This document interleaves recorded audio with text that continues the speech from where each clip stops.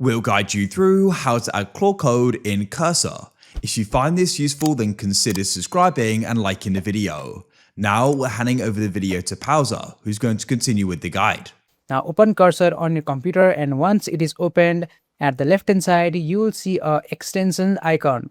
Just go ahead and click on that, and here just go ahead and search for Claude Code. After that, just go ahead and press enter, and now you'll see Claude Code.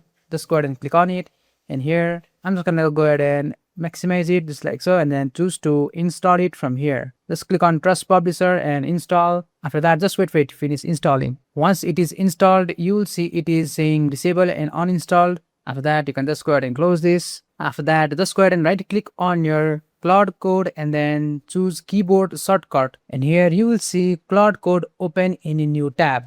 So here it is Control Shift and Escape key. So just go ahead and press that particular shortcut key in the keyboard, or you can also just click on this pencil icon and choose the key binding. So let's say I'm to go with something like Control Shift Alt and N. After that, just go ahead and press enter, and now it will be successfully added. So now when I press Control Shift Alt and N key on my keyboard, you will see it will be successfully opened.